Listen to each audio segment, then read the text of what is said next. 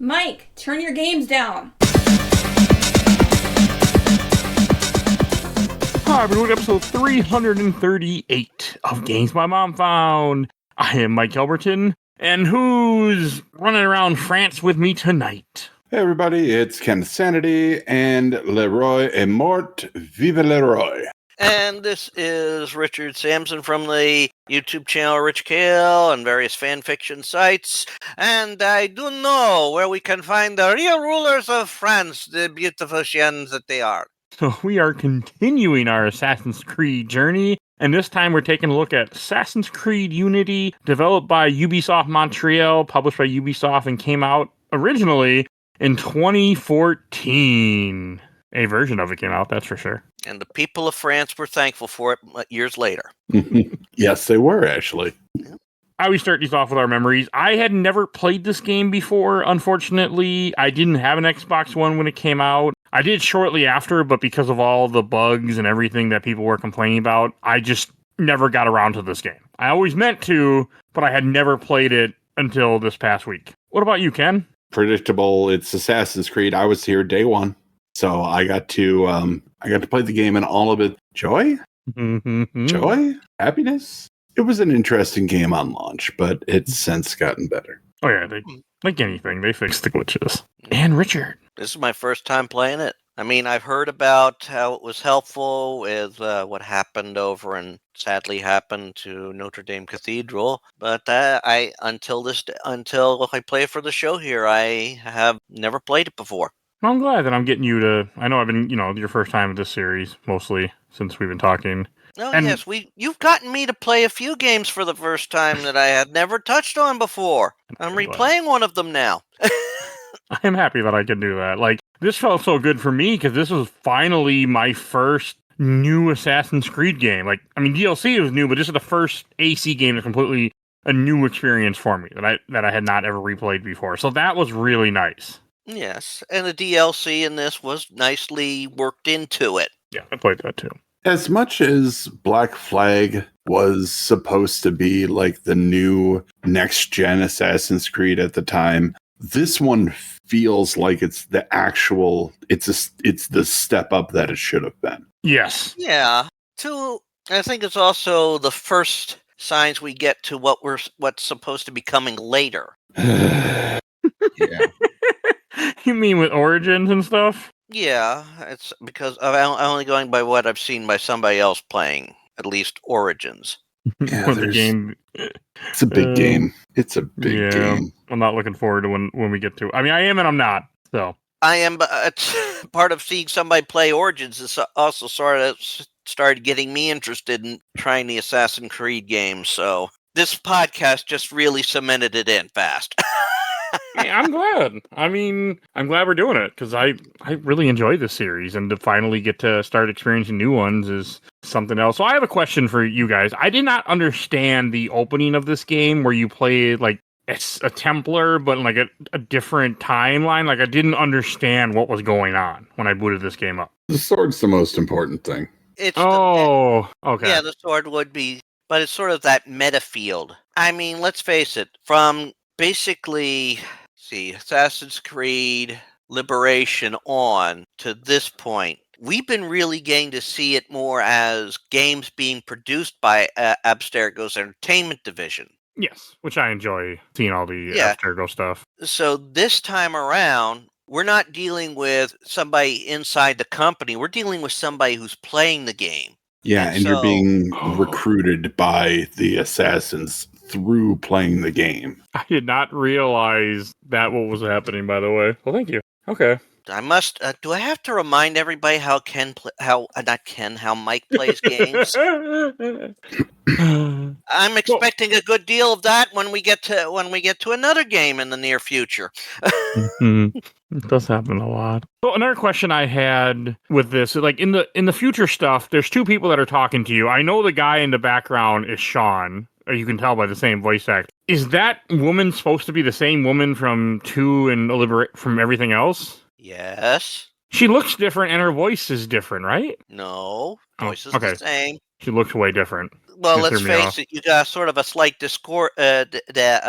distorted image because they're hacking in. It was the hair. And there was something about the voice just did not seem right to me. But You look it up. The voice actress for both of them is still the same. okay, you guys, that was something that I was questioning. So thank you. So I couldn't tell. Out of curiosity, Ken, how far deep did you dive into this one? This time around, not terribly far.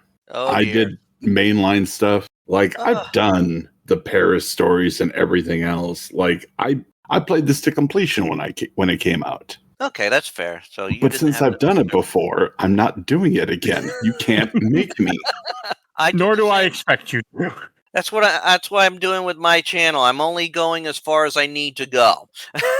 Avoiding the extra stuff, but oh my god, I loved some of that extra stuff in this game. Like there's some Like, really okay. great stuff Oh in yeah. here. Oh yeah. We can geek out on that once we start really getting into the game too. I just did the main story stuff. I mean, I did do some side stuff, but I'm a little bit pressed for time at the moment too, so I'm moving a little quicker through games where I can. Cause I got Yeah, this is a game that you really should have started earlier than 2 weeks. agreed. And I don't think it was 2 weeks. It actually was about a week. Because I took a little bit. I was a little behind. There's a lot of shit in this game. Yeah, there is, and Well, it's pretty Paris interesting. is a big city. Even then, it was a big city. I do like the fact that the character you play as with a kid that you see, and because Rogue came out at the same time this game comes out, so if you beat Rogue, you saw the ending of Rogue where Shay ends up killing this guy who is Arno's father, Arno is the main character that you play as a kid. But I like how they did it with him. Like, Yeah. it worked out really well in my opinion. And I do like some of the nice twists and turns the story took too. And this game made stealth actually matter, kind of. Yeah, to a point. I mean, you don't have to do it, but there's a button for stealth now, and it does benefit you, like in any Assassin's Creed. I mean, I didn't do stealth. This is me. I would kill a couple people once they saw me. It was fighting time. Oh, I utilized the stealth as much as I could. I mean, That's a smart way to play. Like I said, I know. I did a lot of smoke bombs. Most of my combat was get a big group of enemies, throw a smoke bomb, start stabbing everybody until they can see again, and then repeat the process until you run out of smoke bombs. I did that too a few times. So. Oh, I did it more than a few. I went to places where I shouldn't have been seen and fought like some of the strong French guards that are very tough to parry and like they're just hard to kill. They look like, I don't know how to describe them, but they're like the higher level NPCs, and I would just smoke bomb and kill them that way. So I'm like, yeah. And I fought there was a camp I ran into at one point where I must have killed 30 guys until the whole camp was empty. Yeah. So, woof. I mean, that's not how you should play this game. But I was having problems, so I also did a lot of I would smoke bomb kill, smoke bomb goes away, I'd run away, wait for them to kind of lose a little interest into me, or some would separate, and then I would start killing again, then repeat the process for a while. And also loot their bodies so I could get smoke bombs and medicine from their bodies, and then continue said process. Yeah. A lot of that. I mean, some of the good stuff you can't get. Some of the good stuff you can't get until story progresses and you can unlock the ability to learn them. Mm-hmm. And that's a slight annoyance I had with this one. See, it would have bothered me more had I not just played Shadow of Mordor not that long ago, where that game, you really need to go through 80% of the game before you can really mess with the open world, because you do not have the skills. So this game, after doing that, I did more main story till section 5 or 6 before I started to really mess around with a lot of. I mean, I did do all the eagle towers because I can't help myself. But other than that, I tried to not mess with too much stuff until I had more abilities. Well, to be honest, the viewpoints, you always got to do the viewpoints. I can't help it. That's my first thing I do, though. In general, that's just how I play these games. Any open world game, I always get the viewpoints. I loved, though, when you look at the map, you get a sort of a 3D map. That was nice. It was really good to see that, it would show you, oh, this is really high up. This is kind of right in the middle, especially when you're trying to get the collectibles here, which are the cockades, the little ribbons. Yep. It shows the height on those, so you can at least try to figure out what the best way to get it is. It also shows it's fun. Yeah. I didn't. I grabbed a couple, but I really wasn't going for those collectibles at all. Just didn't interest me. Fair enough. Yeah, also when you're pressed for time. I mean, that did not help the situation, no, and it did bug me a little bit because I would have liked to spend a little bit more time with this game. But I did experience a lot. I did the hideout missions. I did a couple co-op missions. I did some of a little bit of the para-story stuff. Not a lot, but a little. I mean, I saw how many there are in the game, too. I was like, damn. Oh, God. There were more than I expected. And some of them don't unlock until you can get past a certain point in the game. Mm-hmm. The main story. I did a little bit of side stuff, but there was so much of it, and I'm never a big person for side stuff in open world games like this. Like I'll do some, but I'm also never the guy to go through collectible. I did open a decent amount of chests though, and I did renovate all the social clubs, and I actually played online with some randos twice. I did 2 online missions with rando people. I actually did, I think like 2 or 3 I did, and one I was just surprised I got into because I was I was working through one of the main story missions, and I'm like, all of a sudden, what the hell? How did I get into this? You hit the wrong button.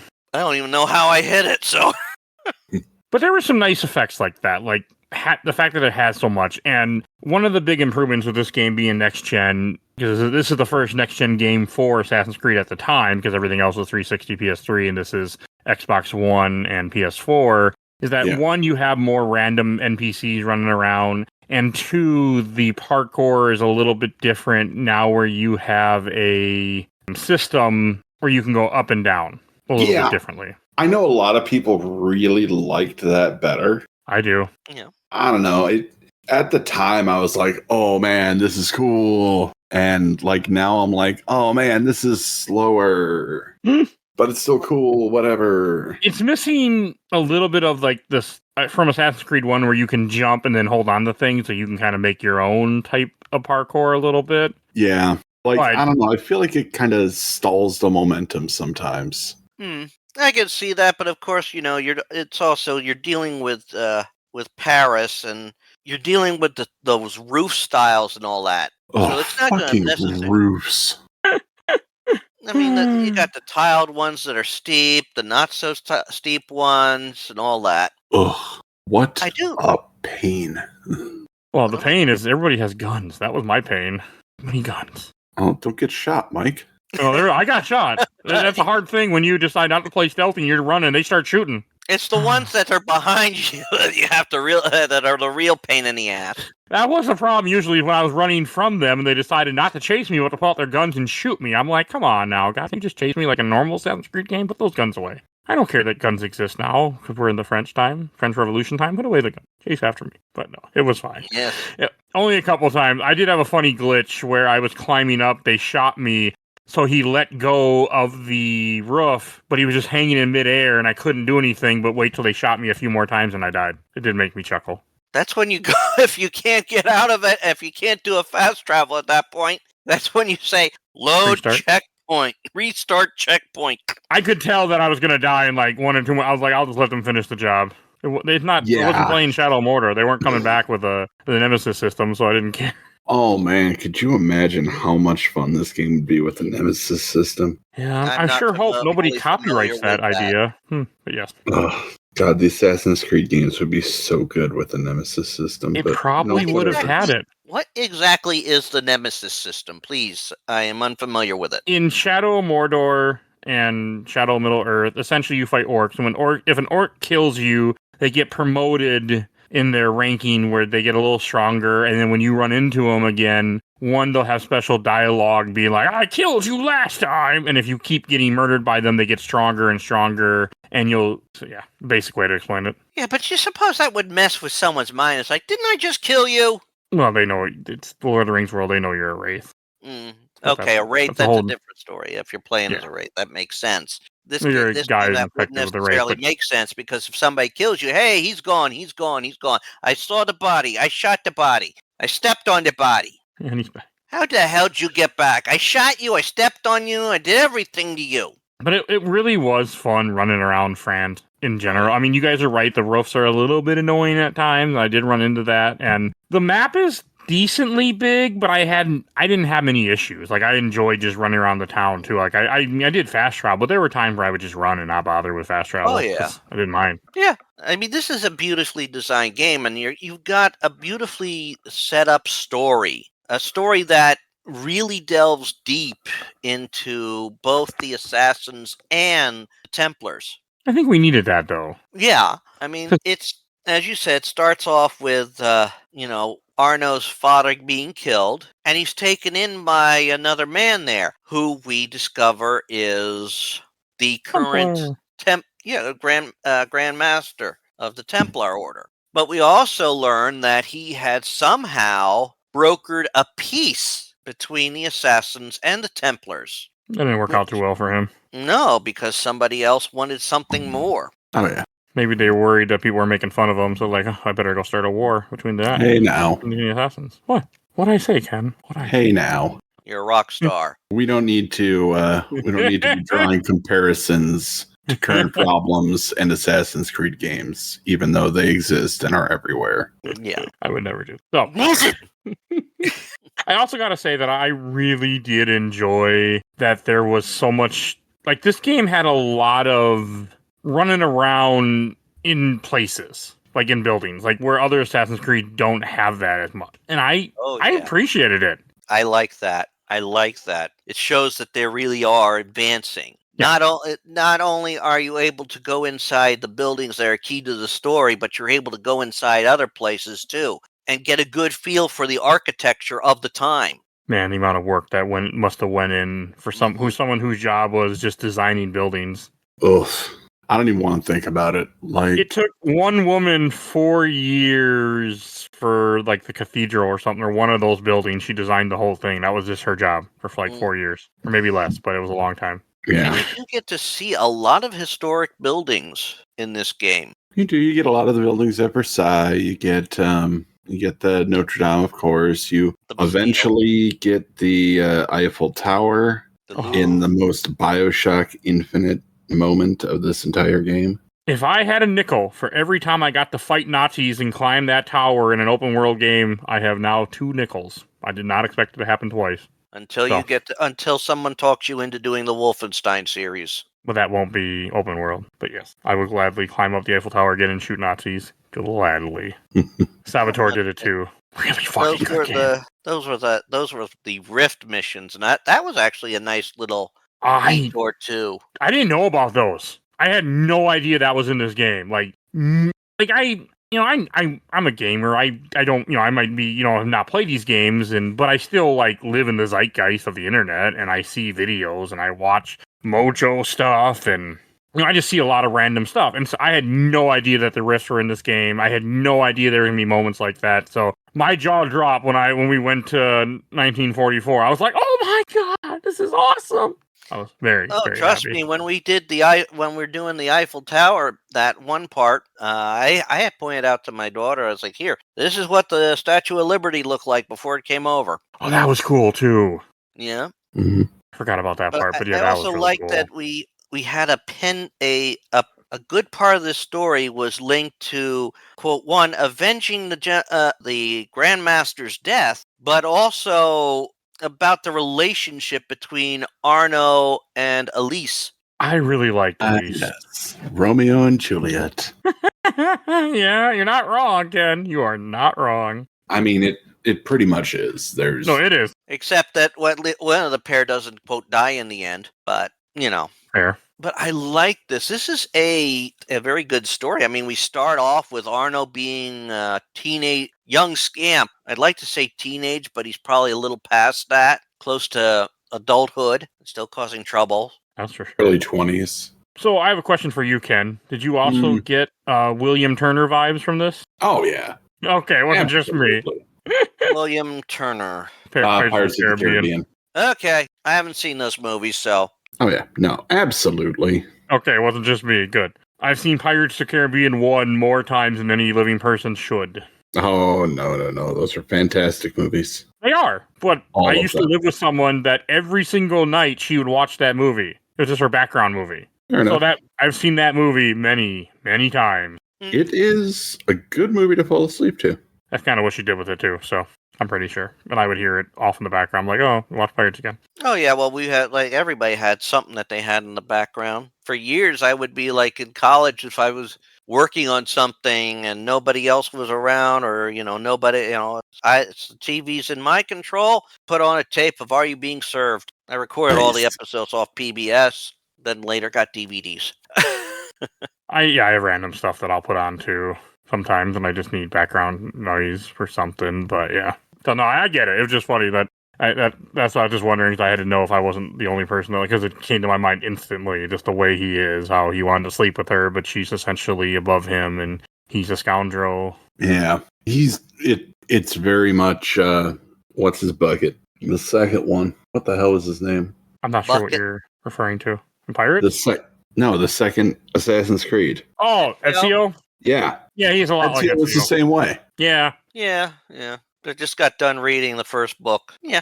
Yeah, this guy did remind me of Ezio a lot, too, because he's very brash and charming, and I liked Arno. Like, I have not heard a lot of people talk about this protagonist ever, and I'm like, this guy is a pretty good character. Like, I don't understand. He is a beautifully designed character. And I like it when you go up into his little residence above the cafe and look at the letters. If you look at the letters, you catch him saying, when you put them away, it's like, I never did get him to take me to Paris. Speaking of late Grandmaster. Or, am I doing the right thing? I like that. It just shows how human he is. The character is. Aren't they in Paris? In the first the first memory, no. Okay. They were Versailles. I don't think Versailles was... The Palace of Versailles is now considered to be part of Paris, but I don't think it was always part of Paris. No, it's kind of like Wayne Manor is on the outskirts of Gotham, but not actually Gotham. I appreciate that reference, sir. I really do. No, that's a fair reference because as Paris grew, yes, it would incorporate Versailles. That happens in almost every city. Mm-hmm. Yeah. Especially nowadays. I mean, let's face it. If you look at a map of my area where I'm from, you pretty much it's turning into one big super city. I mean, that's how Chicago area is. There was probably a time when there was a gap between Allentown, Pennsylvania, and Bethlehem, Pennsylvania. There isn't one anymore? No, it hasn't been for years, and slowly it's expanding towards Easton, so, which is where I grew up. But let's face it, I mean, even when I was a kid, we knew how Allentown and Bethlehem, it's like, at one point, you cross the street, you've gone from Bethlehem to Allentown. Right there, crossing the street. Actually, one place we had one place my wife and I lived was actually again also on that border. I mean, we moved from one apartment which was like a block away from the other one, and just by crossing the street there, it was like this borough which is supposed to be separate, and Easton, Wilson, Easton, Wilson, Easton, boom, right there. That was still the easiest move we ever made.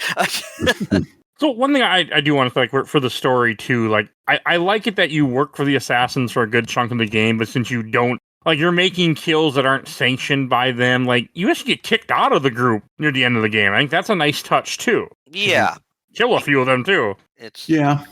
And that's all part of the story and the pure brilliance of our main adversary. What a great villain! Yeah, the main thing that's going on is he is redoing the whole Templars, quote, weeding out the corruption, as he puts it. It really reminded me of Assassin's Creed 2. Like, he reminded me of the Spaniard. And Rodrigo. I appreciated that. Like, if you want to remind me of Assassin's Creed 2 game, like, I don't mind one bit. One of the best games in the whole series, so don't mind if I do. Yeah, but Rodrigo wasn't wasn't doing it to usurp power in the whole Templar order. No, I mean, this is different, but it just had that same feeling where you're going after this cloak guy, but you don't really know who he is, so you're having to kill people that he's somehow involved with or get them to rat on him. Yeah, you're trying to get to the real source, the real person behind. Yeah, that just reminded me of too. And that's a beautiful thing. That somehow Arno gets this access to these memories to know this. But at the same time, because it's something that nobody's expecting. As he puts it, even if you take me out, I've succeeded. Yeah. It's the Ozymandias effect. Yeah, you're not wrong. I get that reference. But the interesting thing about Germain is that he started reforming it after reading the works of Jacques de Molay, who was the dude from that very first memory, Oh, like the original Templar. Okay, that makes like, sense. it all plays together. Yeah, I was wondering about that open memory. Like, I was like, I don't really understand what the point of this is. yeah, So, like all right. that's dealing with like the original Templars, like the actual Knights Templar. Yeah, the Crusades. Yeah. So like That's that's the OG of it all. And like this guy's just a dick, man. I hate him. Yeah. Well, he does get killed, so hey. Yeah, he does, but No. at what cost? God, Indeed. it's... Oh, he was the guy with the sword, right? Like the special Right. sword? Yeah. Oh, God, that was awesome when you get it after you beat the game. Oh, that was great. Yeah. He's also a sage.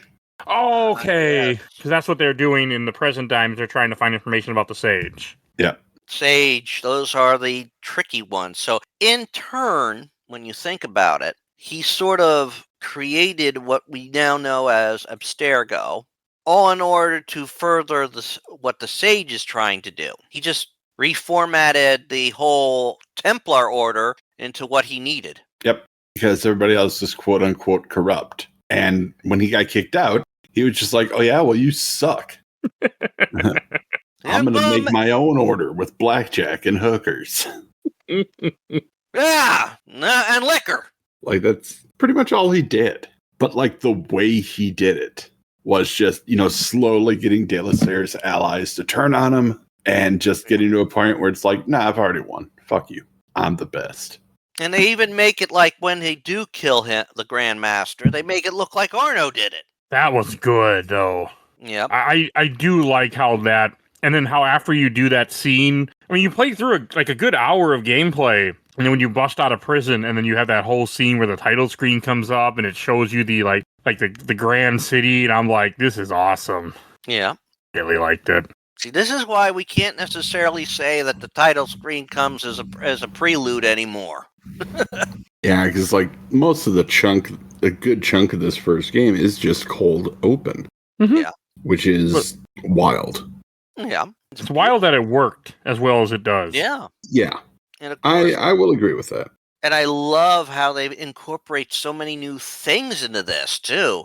I mean, we do have everything where we're dealing with the Templars, and we're trying to sort this matter out because it does serve the assassins to try and find out what the hell is happening. And then there's also turmoil in the assassins. In fact, as we're trying to move forward, our own people are working against us. Like the fucker who recruited you into the assassins in prison. Yeah. Who calls you and piss pot the entire game. Well, that's the kind of thing you expect from people like that. Like, I liked you've it. been through too much. It's like, we were in there, quiet piss pot. Then sees what piss pot can do. It's like, okay, that's impressive. Of course, we then learn that he recognizes more than he's letting on.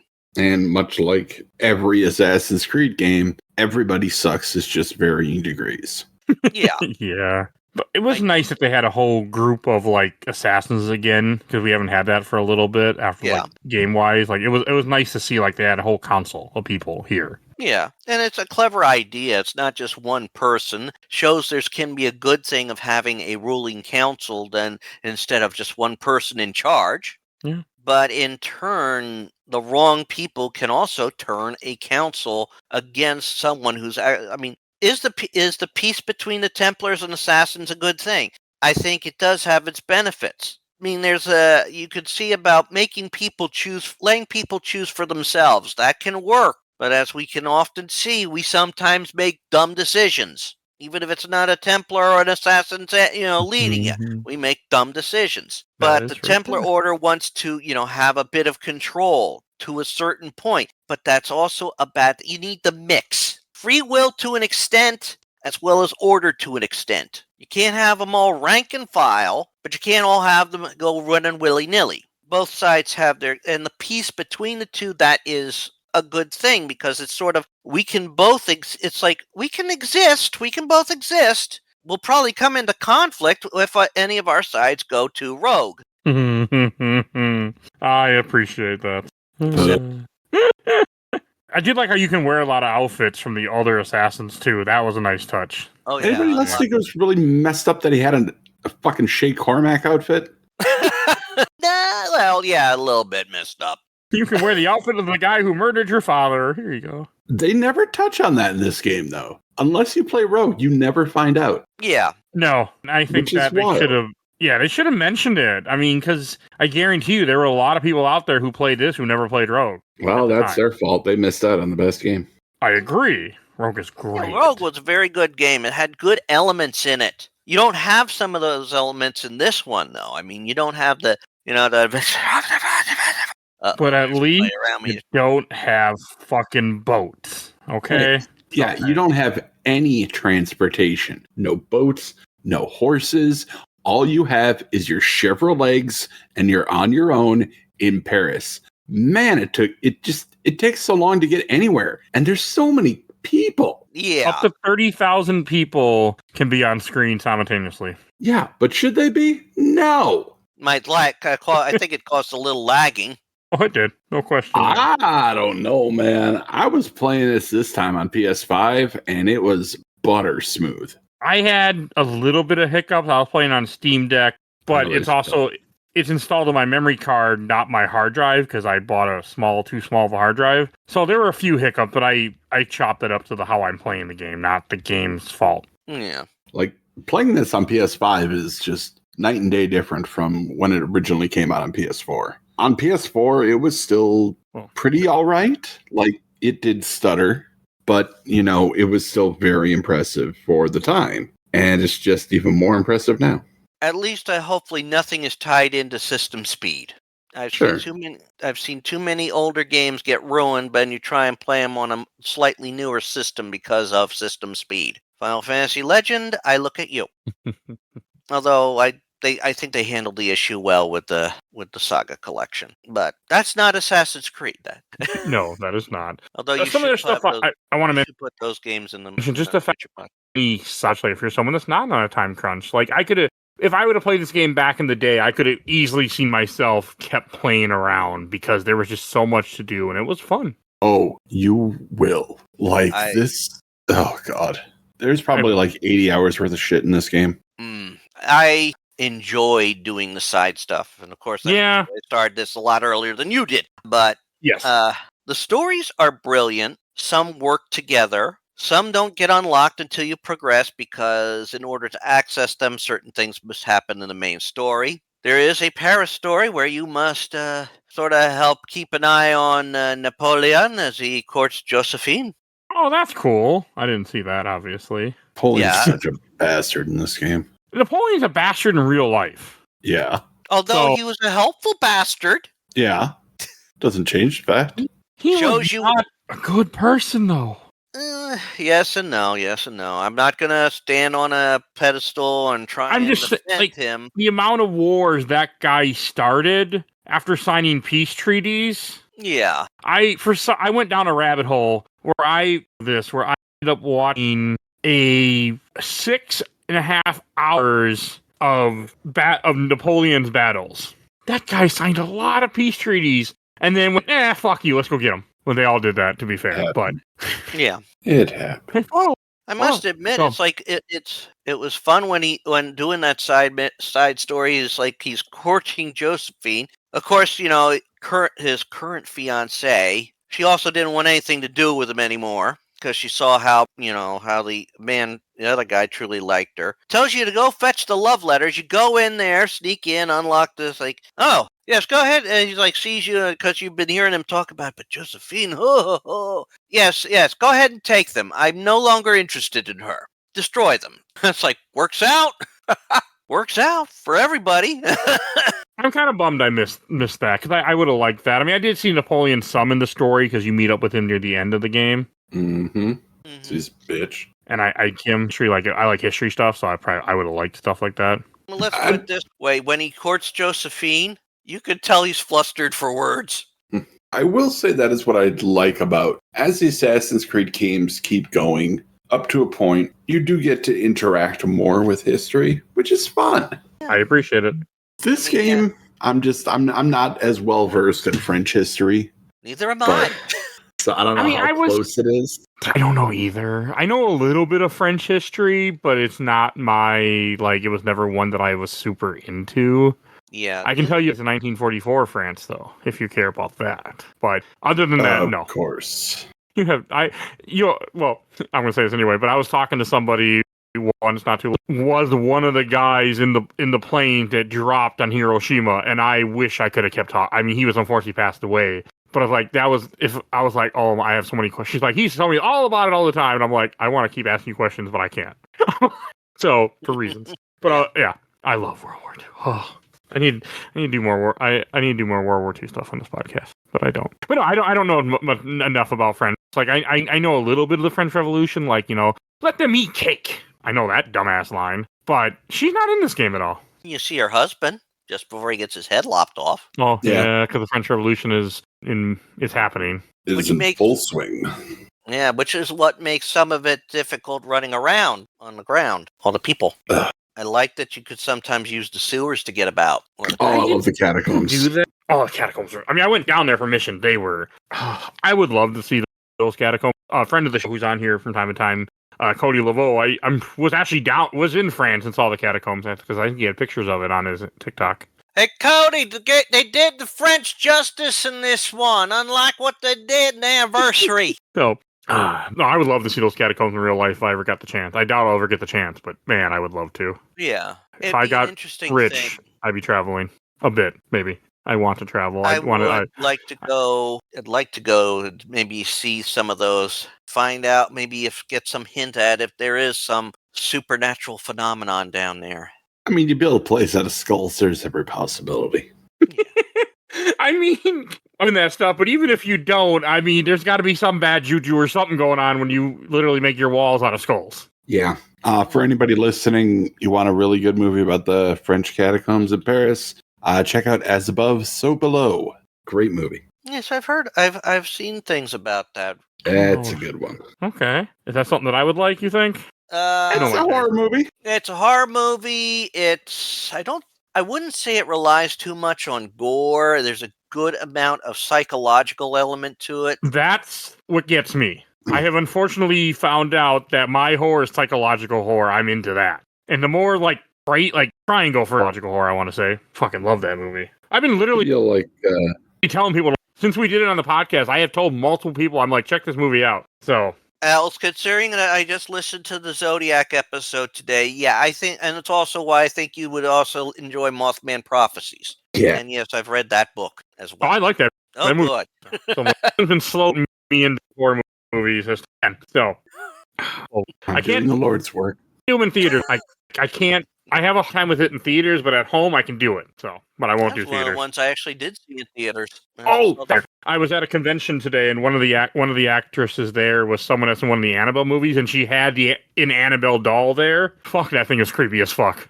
So, I hate dolls. God. Nice. Hey, the real Annabelle doll is on tour. So, in some places. I'm good. No, they found her. She's back in her case. They're traveling. Someone who bought her, who owns her, is actually taking her to conventions now. He's insane. I'm fine. So, I'm fine. What's wrong? You don't want to see the real doll? Nah. I don't either, but somebody else would. That lives with me. 100% would go see the real doll. Tell you what, tell Tiffany you'll get tickets to Florida, and you'll go visit Robert. I did promise for Florida a long time ago. We were supposed to go for somebody's wedding because we didn't go because they didn't get married. So, but yes, she would like that. Oh, but another thing I want to bring up, the map was so icons in this, and it never really got empty for me because I didn't do enough open world stuff. But I did some. But I mean, it was cool. Like I did it, and so much stuff to experience in this chest. And we haven't talked about you get the lock picking ability, which is added for the first time in the AC series, which is okay. Or people have that opinion, which is possible true. I actually like the lock picking, and this is also because I've done lock picking in other games. It's key in some points of the Sherlock Holmes games. Of course, with those, it's more of a puzzle thing to try and figure out, well, this is just a timing thing. But actually, those I didn't mind that much. I didn't find them frustrating. I mean, I'll curse myself out if I keep missing, but, that's the kind of thing you run across when you do with something like that. There were a few times that I ended up giving up on a chest at a point because broke all my damn lockpicks. But I lost so many lockpicks. Well, you have to do what I do and just avoid all the chests until you get full lockpicking skill. It goes a lot better. yeah, I did some of that. I know what I did. But I mean, there's some doors that you have to also unlock. Of course, sometimes they make you don't have to do the whole lockpicking. But I actually, like I said, that is those that remind me of some of those quote rigged games that they put in for winning tickets. Which I did get to peg some of those machines once, but that's another thing. I mean, it's not like you're trying to spam hitting a button so you can dance and to go do and try and break something with your hand like in Mortal Kombat. No, I'd rather do that. I can at least do that. I can't do timing. I'm not good with timing. I'm with you on that one. Skills, it can be tricky. At least it's not setting the bar high. I mean, if you're trying to go after the 2 lock when you only have the skill for 1, yeah, you're not going to be able to peg it. It was a little annoying. Like, once I got I got the 3, then it wasn't bad. But it took me a long time before I got level 3. Way longer than I should have let it go. But I was worrying about other stuff. Yeah, and that's the slight negative I have. Like with all those skill points, you can achieve them in the main mission. But you can't unlock your skills, some of even your basic skills. That's one of the things. I mean, hey, here's this poison gas attack. This could be fun. Never messed with that, sometimes some of the extra... Oh, that was fun. I mean, you get a group of guys over there. Okay, they're right over there. And you throw it down there and... and they're just standing in the mess like, what the hell's going on? Who the fuck farted? It probably would have been a good idea to use more of those. I just wasn't...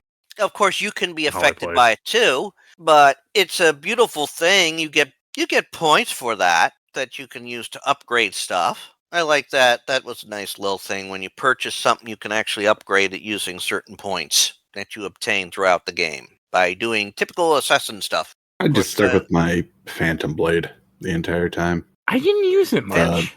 Crossbow one. Oh, love I tried it a few times, but I think it was more. I don't know. Phantom Blades. I like those. I like the Berserker ones too.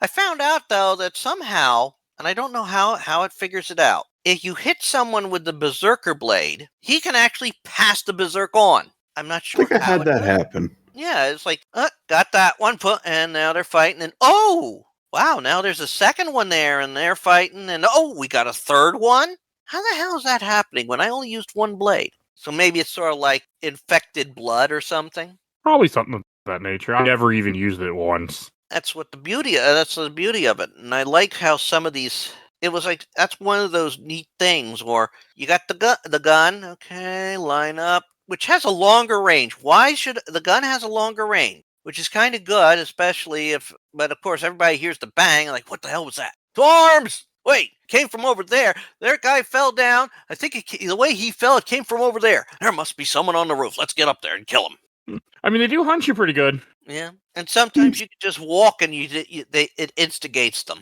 Yeah, like if you're passing by the regular criminal jerks, they just tend to take offense at how you look. Oh, and I mean, there was a lot of guards attacking me. That's for sure. Oh yeah, and when you do their job, when you do the guards, the normal guards' job for them, they don't like that. I mean, I love chasing down the thieves. Thief, stop him! Thief, stop him! I just go in full pursuit, or as I call it, I become Tackleman. Tackle him down. You're a vigilante, and that's not favored usually, as it shouldn't be. So. You know. Yeah, but let's face it. You're just walking away while this guy has just obviously stolen from a woman. I didn't see it happen. Did you guys do those crowd events? Yeah, I was doing them. Some of them were quite easy to do. I did a ton. Most I got of them were easy to do because they all pretty much came down to either kill the person or stop the thief, tackle the thief. You can kill him. You can kill him too, by the way. Scare the bullies. Scare the bullies meant dagger in the face usually for me. So hey. No, you didn't have to do that. Just walk up into the group and smoke bomb. I wanted to. Had nothing to do whether I had to or not. I wanted to. I think I stopped a few before they really got started and got credit for them. I just loved. I played some people in this game. Like, man, I was having a blast with this game. Like, it felt so good to play an Assassin's Creed that was brand new to me. There was only one time. Those crowd events came in 3 colors, and I'm probably saying somebody's thinking 3. You had the red, which were either kill the criminals or shoot the messenger without being seen. I hated that one. You had to stop the thief or tackle the thief or scare the bullies. Those were usually yellow or orange. And then you could give money to the beggars. That was a green one. I only saw that a caught me couple off. times. Yeah, I think it's only in certain areas. And that just that caught me off guard a little bit. So I'd have to switch to, okay, here's money, we'll throw money. There you go. But it was a nice touch to have those. I mean, it did make the world feel more lived in, more stuff going on, and I did appreciate all that. So, oh yeah, I really didn't have much. Something I do on nation missions in here. They kind of they change them a little bit. Like you could do other stuff in the mission. You could usually save somebody and get them to help you in the fight, or you could do something to cause a distraction that makes it, for you to be sneaky. I mean, I did do them, but I don't know if I was ever sneakier because I just started stabbing. So, I don't really know how much difference it made. I just walk in and start stabbing, and then we just keep stabbing. Well, see, that's the thing. Yeah. They said you had a lot more freedom in this, and you do. You can either come at them from one way or a different way. But in the end, it does all kind of boil down to no matter what you do, you're still going to have to fight this person exactly the same. Yeah. Yeah, but it was nice that you have the illusion of choice. Yeah. It's an option on how to approach it. And that's a beautiful thing. It's all right. At least the synchronization wasn't always have to kill him in a certain way, or, you have to at least complete these, quote, challenges. Oh, I stopped paying attention to that stuff within seconds. Yeah. I know you do, though. But I did some of them because, this one's actually quite achievable. Like, I have to do 2 double assassinations from the air. Okay, but I have to unlock that first. That was a little annoying. That pissed me off about this game. You have to unlock so much of the stuff that we've taken for granted, which, okay, fine, whatever, you want to make it interesting, okay. That doesn't make it interesting. That just pisses me off because in every game, I've been able to do this from the beginning, and now I have to pay a certain token to get these, and I can't even do air assassinations, like a double one, until much later. That's one of the last things you get to level up. That was to unlock. And there's the added fact that to get some of these points, you either have to complete main story missions or get them in a co-op mission. That was a part of the game that I don't like, the fact that they, like what Ken just said, by having points. Like, I don't mind if, you need this to unlock the rifle. Sure, whatever. But, not able to do double assassinations, that has been in the series since Assassin's Creed 2. Don't do that to us. And of course, some of the other things are just add-on skills that should help in co-op missions. I mean, I didn't bother with any of those. I got at least 3 of those. One is the extending of the Eagle Vision, because it would work with the whole group that you're playing with. Another, which is actually something that's actually a bit handy even in the main game, disguise. I forgot there was that in this game. Yeah, you had to unlock it as an active skill. I never used it, but I did unlock it, yes. Oh, I used it for some things because it did work wonders. I mean, you're going to have to get in at something and unlock something, or get at something that's in a heavily occupied area. Rich, I had a solution for that. You just start stabbing. You see the guard, you go, and I just started stabbing. Eventually, I mean, it's not the smartest thing. I mean, 1 against 2, 3, 5. That's, that'll work. 5's not too bad. When you start getting 20, it ain't pretty. That's what I'm talking about. Well, I still was stabbing. It wasn't pretty, but I was still stabbing. And how many times? Sometimes I was being stabbed. I died. I died a lot when I was dumb. But I usually knew, I was stupid. But and so he goes in and does the same thing again. I did. Just usually a little smarter, but a little more skill. See, there was one time I climbed a tower, and I literally killed 20, 30 guys just from top of the tower, let them climb the ladder and fight one at, so they couldn't come at me all at once, and I was able to do it that way and get through a whole part that you were not supposed to be fighting the guys at. I can tell you that much. They were a bitch. I did it. But but we all agree that was not a brilliant move on their part, because some of us are not necessarily ones who want to play the game in a group. Yeah. No, but it's the era. Yeah, but that this one. is the online era, and at least it's not live service, so I'll give it that. Oh, And well, let's face it, they there's should a have few reasons. This was the lowest rated one in a long time. Besides all the glitches and tournament. bugs. Yeah. the tournament co-op. Ugh. I don't think I messed with that. That's I didn't do because much I co-op. warned you. No, that's probably, yeah, you did warn me, but I didn't mess with much co-op. I just did a couple. I just wasn't interested. The fact that you could do the co-op missions solo, that was a slight plus. Because I just can't believe I found people that were actually playing this game. Yeah, same here. Like- But ladies and gentlemen, guys at Ubisoft, I hope you've corrected this by now.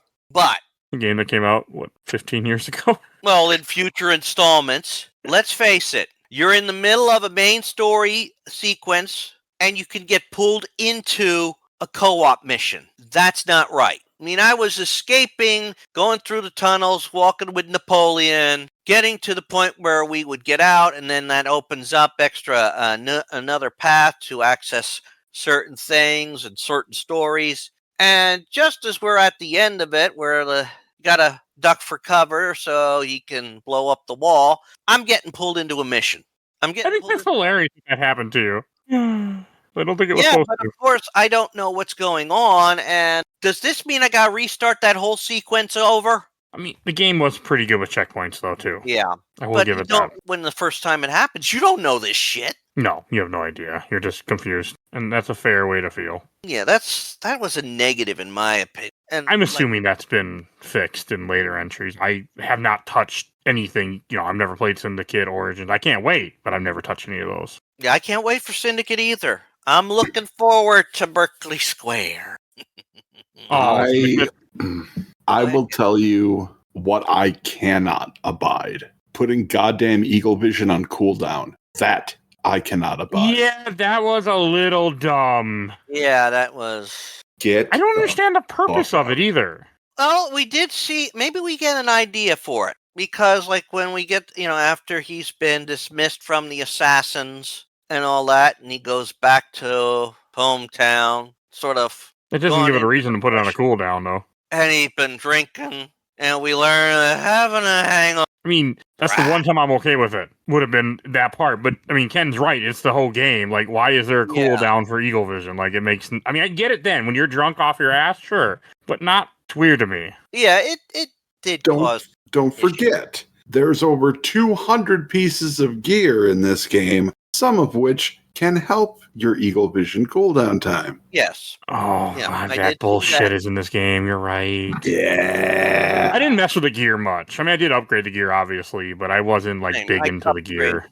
I mean, I only fooled around once I had that sword with it just a little bit. Not until at least I got the guillotine gun. Is that supposed to be Excalibur? We could go into this talk as well and with other games too. Well, no, Excalibur's in the series. I just don't know when it shows up. That's all. It actually is in the series later on. I've heard people talk about it, but maybe that wasn't it. But no, it was cool that the sword is an artifact that you have. But I know there's a bunch more artifacts coming. Ken, you played the whole series, haven't you? Most of it. I still haven't played Mirage. Okay. And I haven't finished Odyssey or Valhalla or Shadows, but I've at least played them. I mean, to be fair, those were $100 RPGs? Yeah. Shadows just came out this March. Yeah, and I was going to be playing it, but then Oblivion Remastered happened, and you know how it goes. Somebody keeps having you being on a podcast every week. Yeah. You lose your time. It's fine. No, that's just the Sword of Eden. That is not Excalibur. Okay. Excalibur, I want to say, shows up in Valhalla, I think. Okay, I know it's in the series at some point, but I don't know much. Yeah, we know when Mike and I know when it shows up in Tomb Raider. So yeah, I'm pretty sure up there too. But okay, and then there's also DLC, which takes place after the main game, which I think just kind of came with a copy on Steam that I bought. I like the Dead Kings DLC. I thought that was a nice little touch. It's only about 3 hours long or so. Here's the thing. Dead Kings was supposed to be DLC. After this game launched in such a rough state, we'll call it a rough state, Ubisoft just gave it to people as an apology. I didn't know that. Okay. Yeah. It's a fun little one. I like it. You also get another feel for why it's set after the events in the game. Oh, Yeah. we forgot to say Elise dies at the end of this game too, right? Yeah. Of course she dies at the end of this game. Why wouldn't she die at the end of this game? Yeah, I knew she was going to, and I was sad because I really liked her. I liked her too. I thought it would have been neat if they had a nice little, proof that the Assassins and the Templars can work together. Well, see, that's the point. They can't. They cannot. Something's going to go wrong all the time because they're just too disparate. Like, they don't want the same things. They're never going to work well together. Trying to get them to behave themselves is a fool's errand. And I get where Francois Thomas Germain got so upset. I get it. They can't be friends. Yeah, they but cannot. also because but we also know he's a sage, which means he's also probably going to try and help the first Civ beings come back. Yep. Yeah, that's his whole goal as a sage, since he essentially is the person. I mean, that's what he's there for. So he just basically manipulated the Templars into becoming a better, doing that job when he could have, even though they don't know it. Yes. Yep. So you can't necessarily, say that the Templars and the Assassins can't work together. I mean, let's face it, we've also seen, like I said, this piece was set up and it seemed to be working. I mean, yeah, it could not necessarily last forever, but it showed it could be possible. I mean, let's face it. He's raising, the former Grandmaster is raising an assassin. Yeah. And he knows it too. And when they start, when Arno and Elise have nowhere to turn now, you see them adopting each other's techniques. Yeah. And how'd that turn out for them? Not great. Can't work together. But in the end, let's face it. Arno was trying to avenge the death of a Templar because the man raised him. It was more than that, though. He was his father. Well, adopted daddy. Yeah, but pretty much. He and Elise, they both knew they weren't related by blood. I mean, yeah, you can tell they're fucking, so they're very aware, I would say. Yeah. So let's face it. They could have. I mean, even some of the Assassins don't necessarily agree with all what the Assassins do. Not all the Templars are going to agree with what all the Templars do. So it is possible that you could get a group together of like-minded individuals who accept both sides and can use both sides.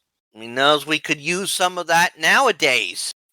Nah. Yeah, but it wouldn't make the game as exciting. You need a bad guy. You gotta have bad guys. Mm-hmm. Yeah, they're called extremists. Mm-hmm. Which is something you noticed that every time you had to, if you did some of those assassin missions on the side, your enemy was always listed as extremist.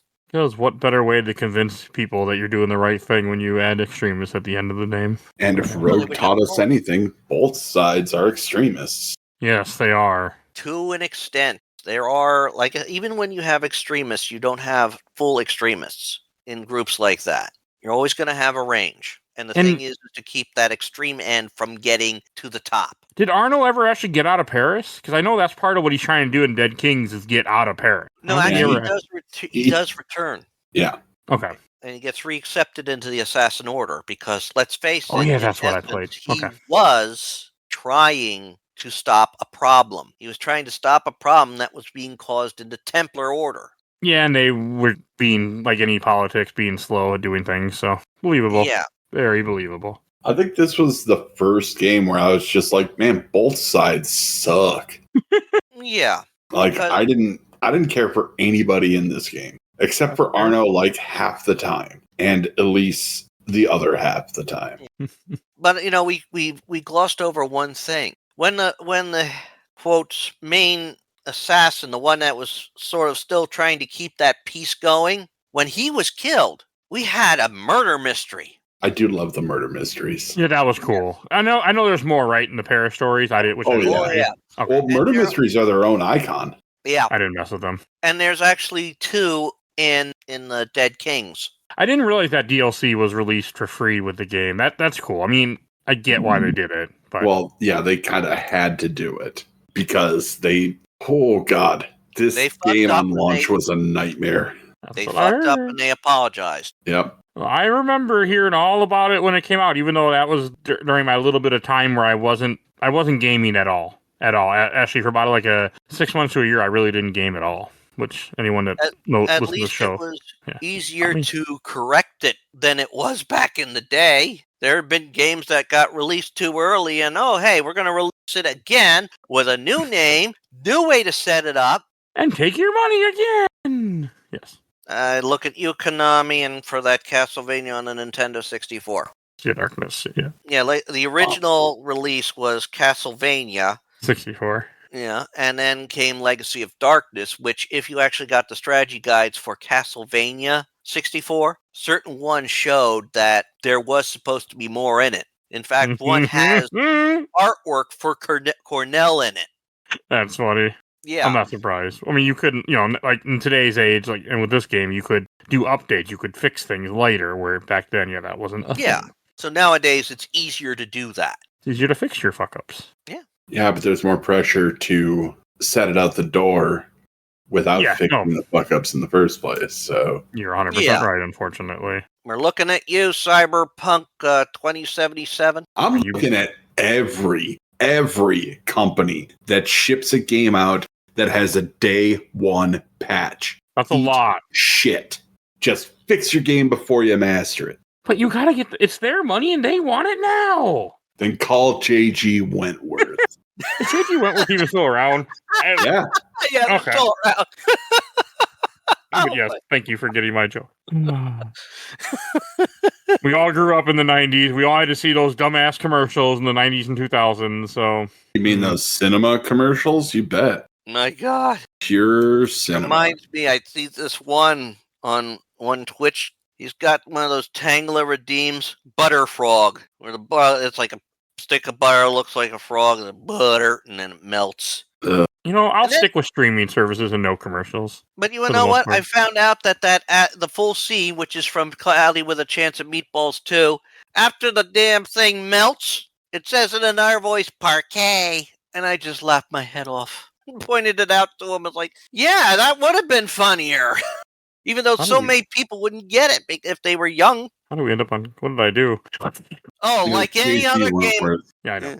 Like any other game, any other thing you do on this show. Off the rails. It's not the first time. It won't be the last. Nope. Not even the last time with Assassin's Creed. No, it won't be. Oh, trust me, we'll go off the rails again with Syndicate. I'm excited for Syndicate. I really am. That's another one that I'm very excited to play because, like, before Unity, I've had a lot of people tell me, like, how they don't like Unity, even though it's been, like, even since it's been fixed, it's just not a good game. And I'm glad that I had a good experience with it. Oh, they also updated the combat system to make it more difficult, but I would say it's probably better still. I think if anything, it made more sense. Yeah. Yes, that is fair.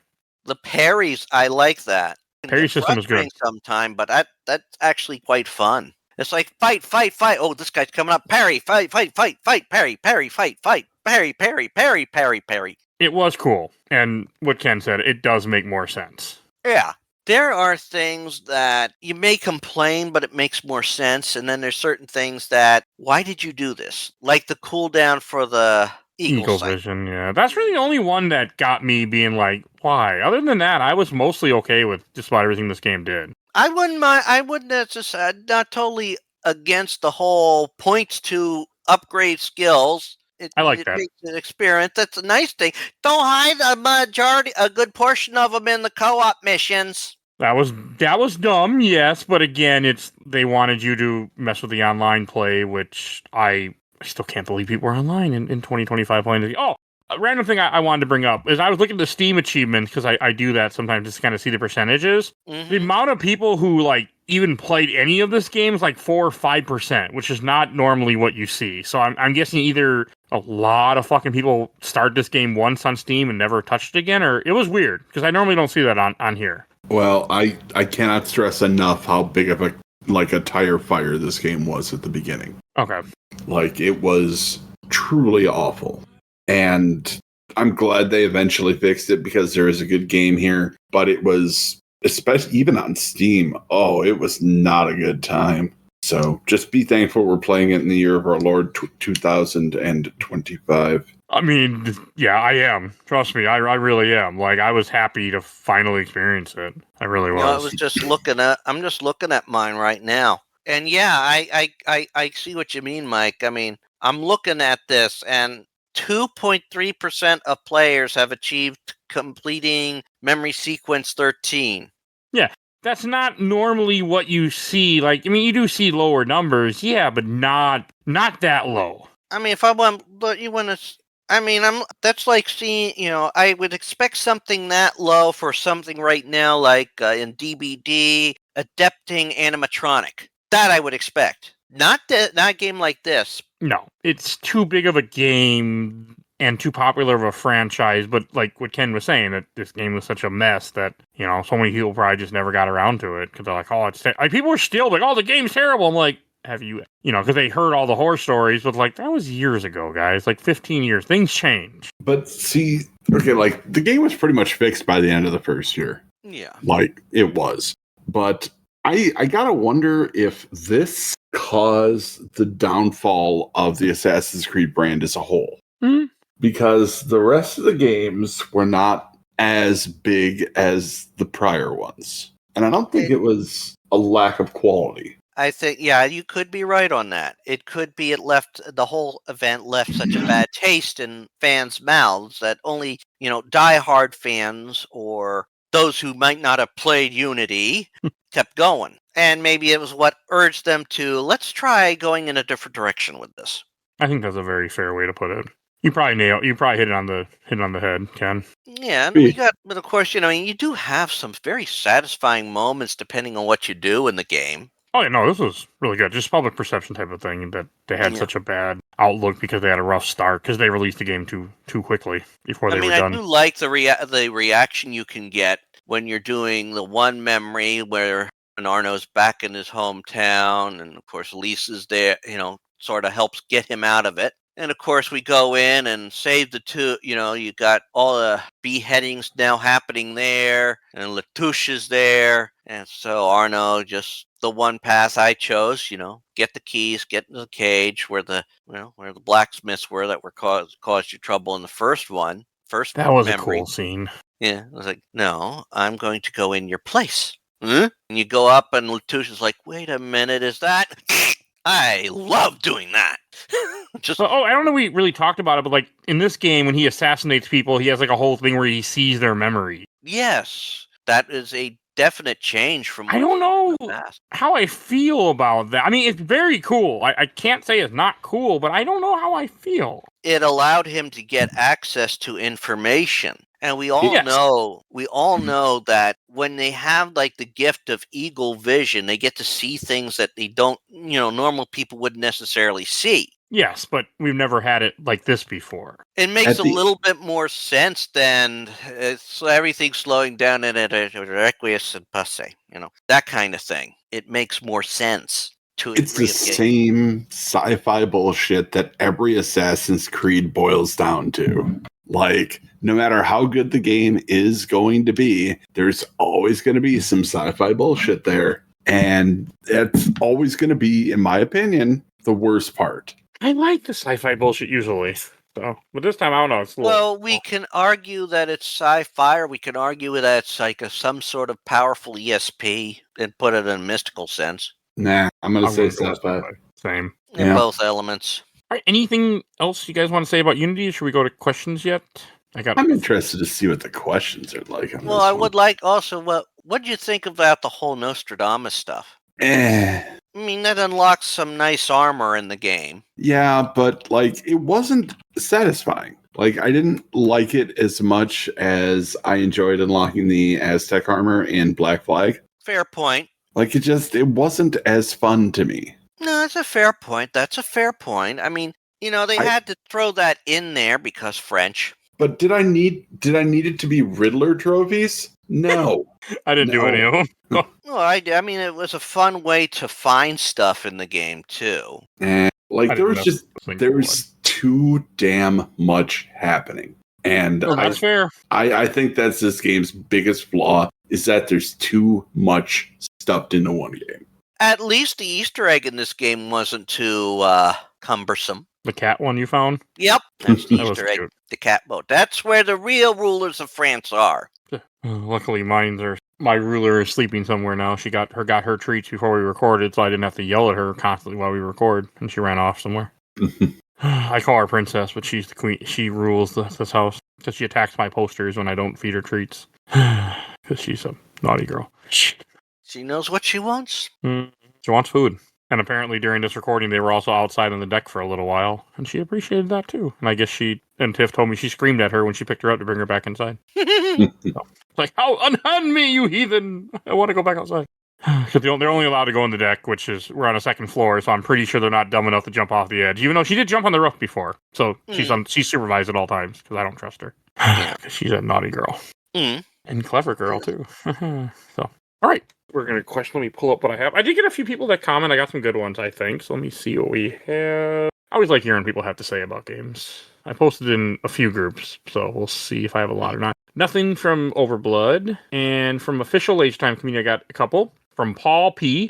This was the second game I ever worked on in the industry, and being a pre-16 fan, the global reaction to it was like a knife to the gut. I was also flown out for E3 to go to the Microsoft showcase and then to demo at the Ubisoft booth for the week. Vern Troyer came by, and it's wild how much bigger he looked in Austin Powers. I remember thinking he was closer in size to a newborn than a toddler. All right. But I digress. I miss working on Unity. Everyone in Toronto and Montreal worked so hard and crunched for that game. There were bugs, but I think the severity was blown way out of proportion.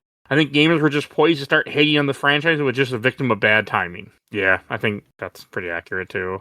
Bug where I got trapped in walking backwards across the entire game map. I would clip through buildings. It wasn't overblown. I had to restart my game in the middle of a mission because of that. Okay, that is pretty bad. Then never mind.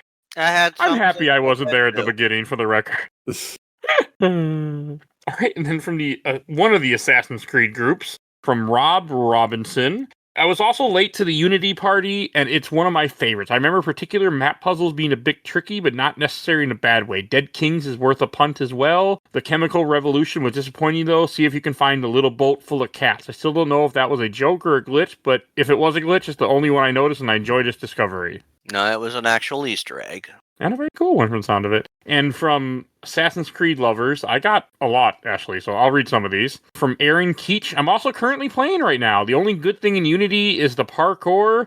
All there else are just below mid, just my own opinion, though. From Gaz Taylor, great game, but the map is horrendous icon-wise. That is true. But they do give you a nice way to filter all those out. Yeah. Or just get them all. I'm pretty sure that's what Rich did. Yeah, well. No, they don't necessarily disappear when you get them all, but... Oh, then that's... All right, and from Oliver Van D, playing it as we speak. Big fun. From Janos Wilson, while there's certainly a lot to appreciate about Unity, the entire experience is dampened by the fact that everything you do in the game feels pointless. Arno joined the Assassin only to be removed from the Brotherhood. He loves Elise only for her to die in the end. And canonically moves on to another girl. He stops Germaine, but it has no real effect on the revolution. Even in the modern day, the modern characters look through the genetic memories only to discover they didn't even have to. The Sage DNA was lost to time. Not to mention the entire French Revolution setting feel like a side plot in a game that's supposed to be about the French Revolution. While I can understand people loving the graphics, animations, parkour, and stealth, I feel like it stops there. Nothing in the story actually matters in the end or has any meaningful impact on the lore. It just makes the game feel shallow since it looks pretty and has nice mechanics on the surface, but it just feels like they didn't know what to do with the actual story. There's certainly things they did right, but anything else is wasted potential. That's a lot. Yeah.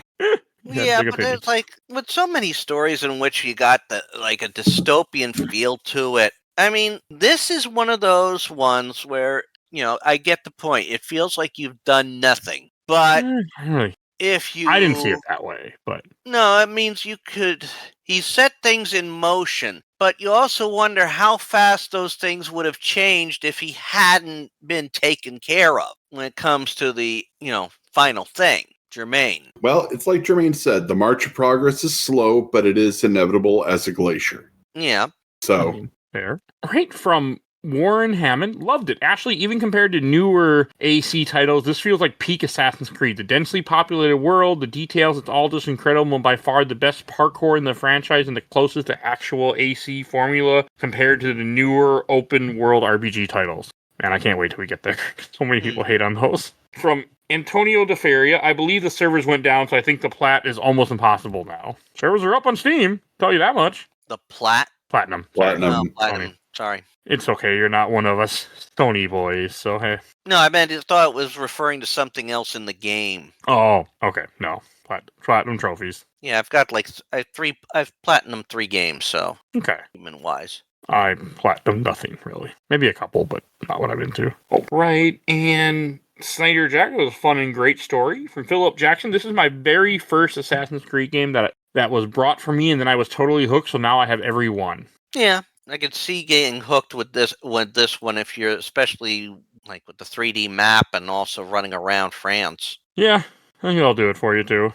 And I'm just going to read a few more from this group. From Ryan Jones, I don't get to hate myself. I thought it was great and it's definitely underrated. I put it above any AC release since this was released. That's due to personal preference. I'm not a fan of the open world aspect of the more recent AC titles released. They're too big and open in my opinion. I prefer being able to run across the rooftop and using the parkour elements. From Jacob Labicho, I loved everything about this game except the fighting. It was very slow and blocky. Syndicate definitely improved the fighting, but Unity is great. I can't wait to go back and do the DLCs. From Alan Thompson, best parkour ever, stealthy combat, crowded streets, glorious indoor environments, excellent, fantastic lighting, given the hardware of the time, superior city, and historical moment. A functional co-op multiplayer after a buggy launch is actually the series' high point. All right.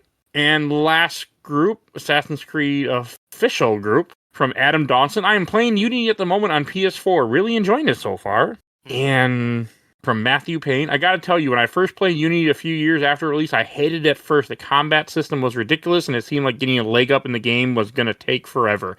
However, about three or so years ago, I decided to give it another whirl, and in the vast city, which I still to this day think that after 20 plus playthroughs, I couldn't explore without the map if I tried. The soundtrack, the huge weapon and armor varieties, the ability to enhance certain parts of play, the eagle vision I thought was a tad odd, but I loved it after a while. The story was good. It lacked some substance in some parts, but the ending I felt was okay. My favorite part, though, and this may seem strange to you, but for me, it's a big thing, the music that plays during the pause screens and while displaying the map. I'm a late night gamer, I always have been, and I've always judged good pause music by how easily I can fall asleep listening to it. Unity's was top tier. Glad I gave the game another crack.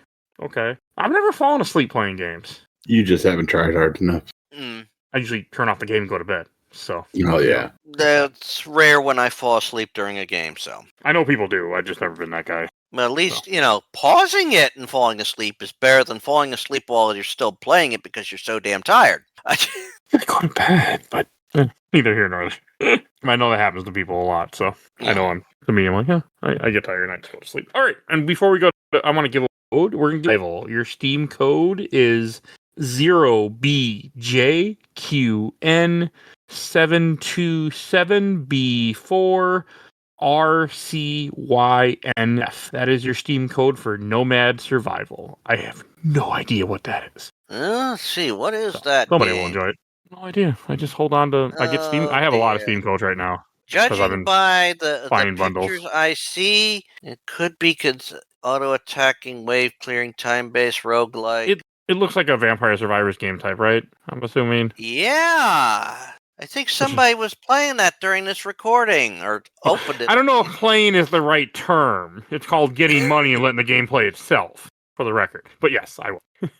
There's no playing. I'm just trying to get gold to try to unlock stuff so I can finish up achievements I'm missing and characters that I have to pay for in the game. And who's the late night assassin joining me before we wrap this up? It's Alan Petrozzi. Hello. And welcome. I know you couldn't make the main episode, so I wanted to make sure we got your voice in here for Unity, because you also played through this game with us. So what is your history with Unity? Did you play it before? Good question. I didn't buy it. I do remember that. Originally, I think I rented it, and I tried to get through it as fast as I could, just because I didn't have time. Really, originally, I should say, this was back when it came out. I'm like, oh god, I don't remember 2014, 2015, 2014, yeah. Oh, I'm pretty sure 2014. That's nuts. But yeah, I remember playing through it, having a pretty good time, and never getting to do the multiplayer. Okay, it's active still. Also, really? Yes. I did willingly? a couple co-op missions, and I had people that joined me in the co-op missions. Oh, wait, well, hold on. I'm assuming there's a key component here. You're on PC. Oh, yes, I am on PC. Because I played it on Xbox One.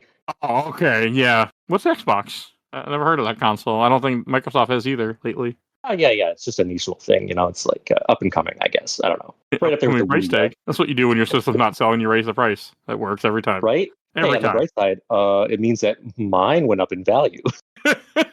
Yeah, but can you find somebody to buy it?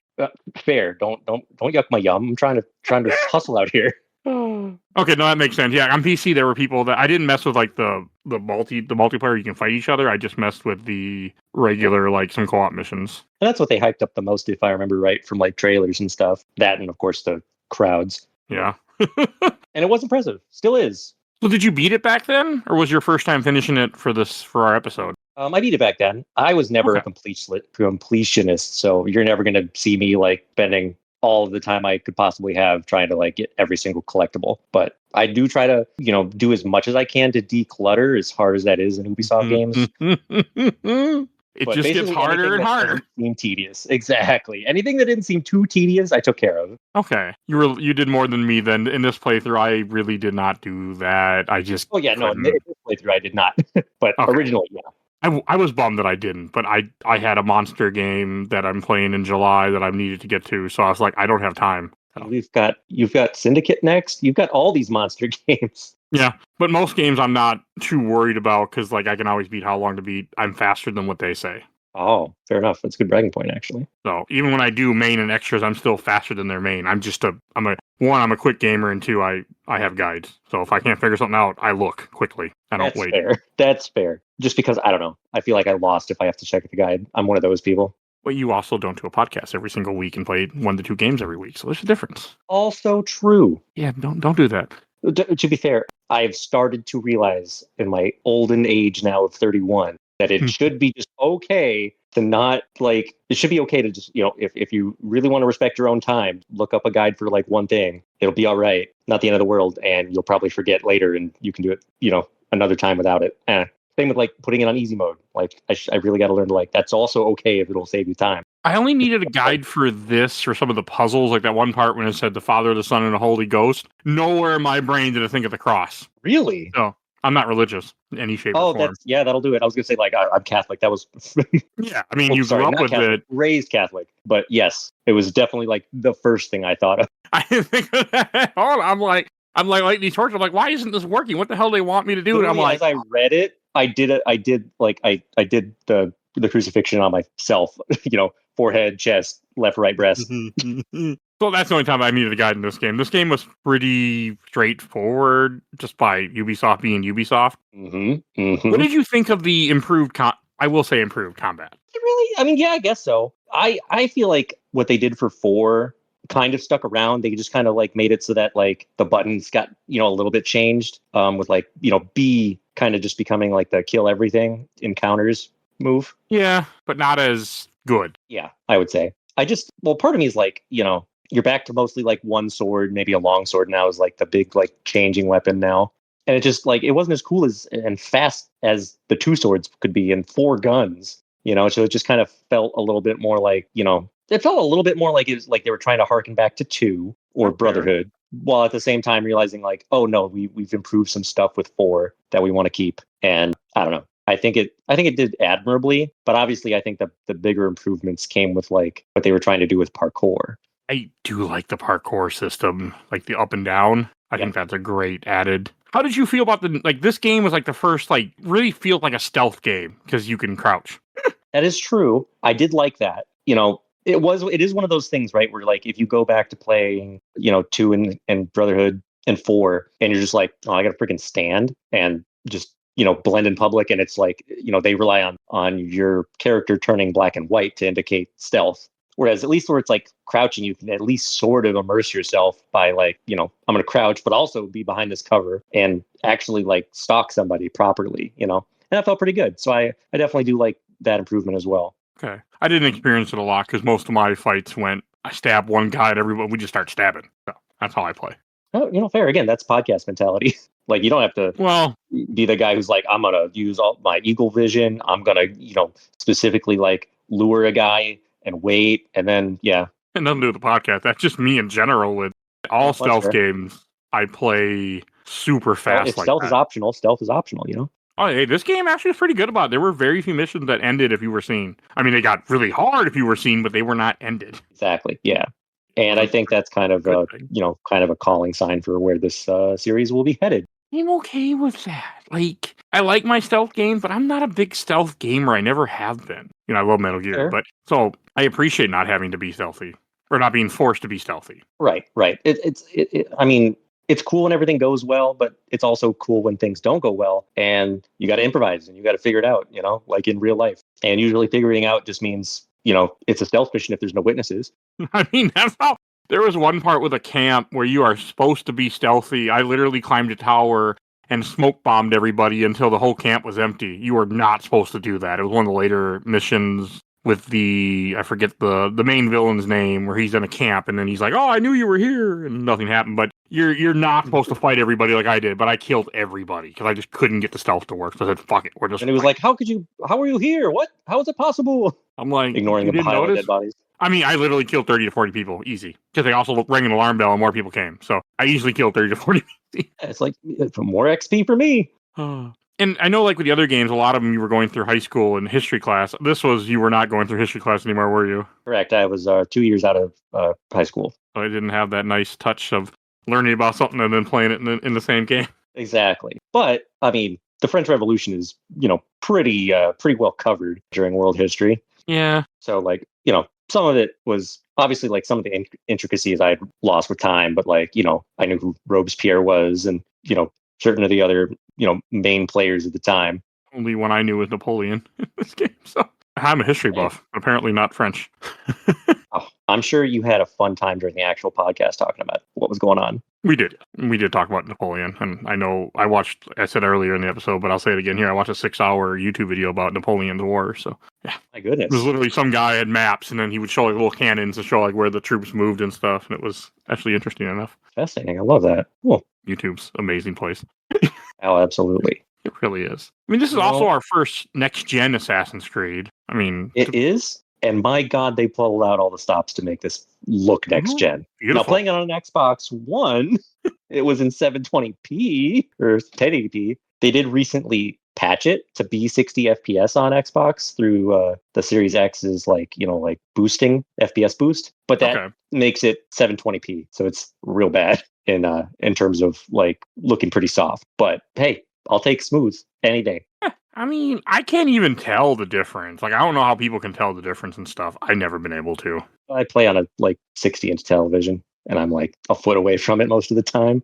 Oh, okay. So yeah, for me it's pretty easy. I play on a laptop. I almost envy that, at least for the portability, if not for the fact that your eyes don't want to die every session. I wanted to play it on Steam Deck, and I played it off and on Steam Deck and laptop, because sometimes Steam Deck has issues with games like this that have a launcher. So there was a couple times where I had to give up on Steam Deck and switch to PC. Well, if we remember correctly, this game was notoriously broken when it first launched. Oh yeah, we talked about that. So I think on PC it was even worse, depending on maybe your setup. You can believe that. It's not broken anymore. I can tell you that much. True. It runs real smooth, actually. For the most, I mean, I had a couple glitches, but like one, I was climbing up a building and a guy shot me, so I was hovering in the air. But that's because the game didn't expect me to get shot, and it didn't know. And I got shot many other times. Never did that otherwise. That's much better than your character's face not rendering and just being floating eyes and mouth. Teeth. There was none of that.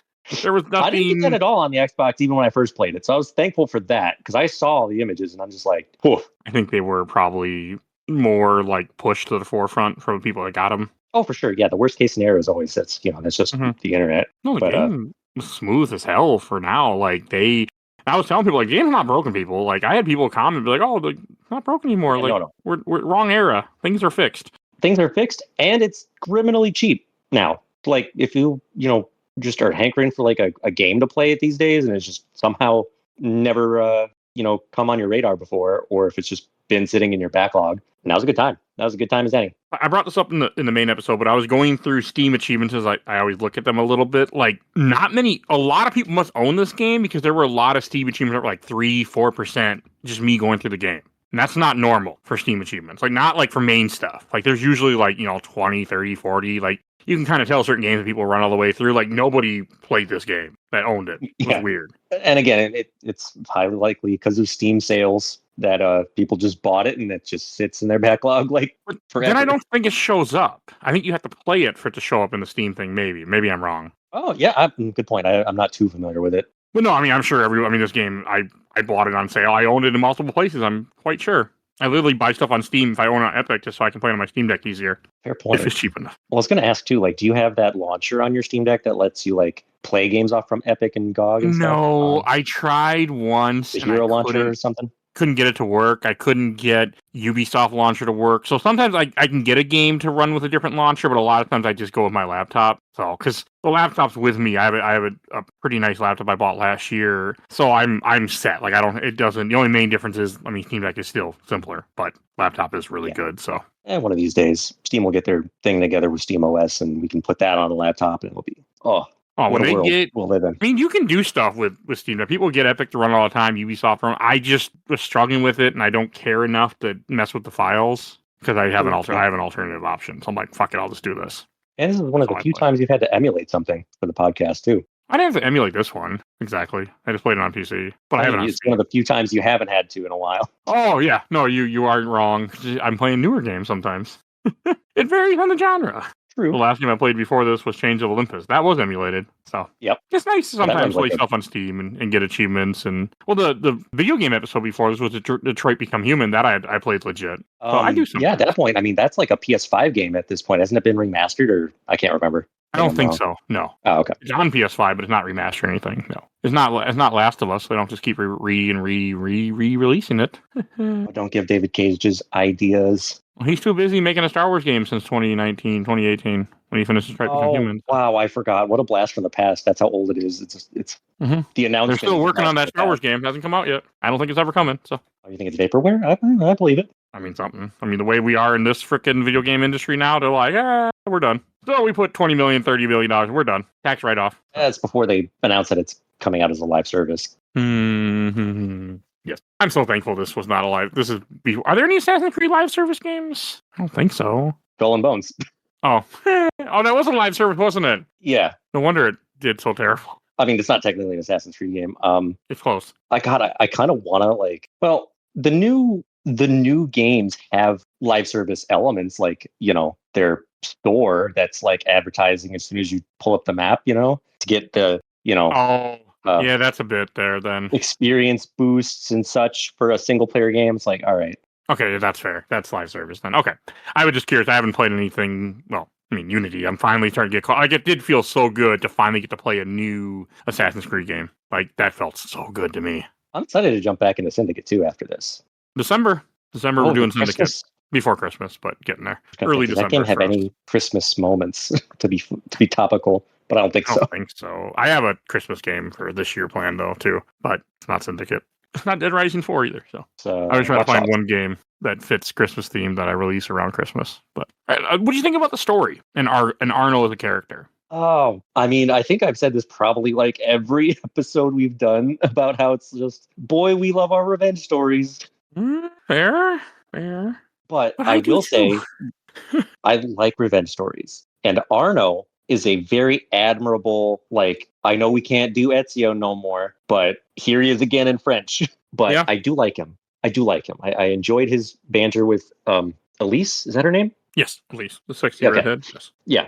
I liked his banter with her. I enjoyed like his arc in general, even though it's, following a lot of the same beats. But, because just, I think, at this point, I'd been so far away from Ezio for a while. I just, I really liked him in this compared to the Ken ways. No, that's fair. It was a nice change. The only thing that was missing is that Shay never plays a part in this story. But I guess Shay wasn't important or dead by this point. Who knows? But he's never in here. Yeah. I guess you wouldn't know that Arno's father was killed by Shay if you didn't play Rogue, which came out at the same time for the previous gen. Oh, yeah, that's right. Mm-hmm. So I know you said like when you tried the online, there was nothing there. It's like you didn't even have the co-op missions like with people that were around that just randomly joined you? No. Okay. If I was going to try that, it was just going to say like looking for players forever, and I'd just be stuck in like a hate loop. So I didn't even get to try one. Okay, all right, well. I was surprised that I joined in two of them in two different times. Random people joined me, and I'm like, okay, cool, whatever. I'm gonna have to get the PC version of these games, but I don't want to deal with that launcher. No, it's a little annoying. Like when I was on Steam Deck, every time I start this game up, I had to re-log into Ubisoft and put my password in. I'm like, why? Like, what year do you think this is, Ubisoft? Like, come on now, get with the picture. I think I have that issue because I actually did buy one of the Far Cry 2, and it was giving me some guff with signing into like the Uplay or whatever the heck it used at the time. Yeah, it's still Uplay. No, all the other launcher stuff can be annoying. EA, I've had troubles with. Rockstar, I've had trouble. It's just something about just leave. It's all the DRM bullshit. So yeah, I get it, but I think Rockstar is the only launcher I have that's like from Ubisoft for one game, but I'm like never opened it other than the one time. Rockstar's has been pretty good for me somehow. But the only PC game I have for Rockstar is. But it takes longer than I appreciate. No, that I agree with. It's always that initial load. But the only PC version of a Rockstar game I have is Red Dead 2. That's the same one I'm playing. So spoiler. So, okay, fair enough. That's the monster game I'm doing in July. I like I just really liked Paris as a setting. I did too. Yeah. I didn't miss boats, by the way. Didn't miss boats. Not one boat. It was wonderful. Not even a gondola.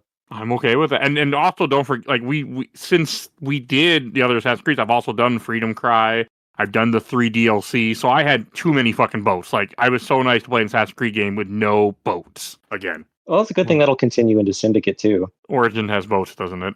More than you would think. Okay. I know Odyssey does, because I've seen Odyssey a little bit. It just depends. I think, for Origins, it's going to depend on where you go, but there's definitely a boat-heavy spot. Okay. But I mean, I know it's in that game are like gondolas. Like, it's not awful. Oh, that's not bad. I don't want to be sailing the seas again and having cannons, and no. I'm tired of that.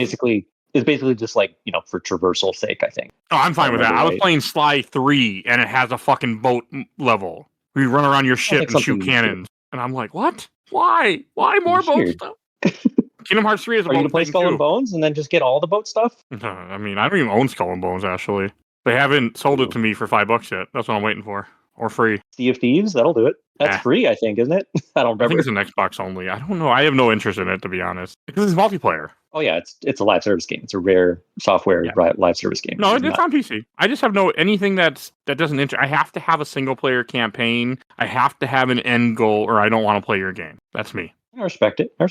I can't do anything that's just like, I'll just play this endless multiplayer game forever. I mean, I have that Marvel Snap. So that's it. That's the only one I need. Oh, okay. Which is a good one, to be fair, to have one for. So I get it. Sometimes I question those decisions. I will say, too, the outfits in this game are freaking awesome. Some of the weapons, too, they just look good. And that's what kind of kept me through the story, was that I could, enjoy, customizing my character as I got better and stronger and further. Did you wear... I didn't mess with any of the... I just picked one outfit and stuck with it the whole game. Really? No, I found... That's me. Well, I found I'm a min-maxer when it comes to that kind of stuff. Not min-maxer so much as just, I need whatever I feel gives the best stats, and I then after that will try to coordinate and maybe sacrifice some stats just to get maybe I'll keep the coat, right, because that's the the main piece, and then I would change up the boots and pants to kind of match even if I took a hit to my stats.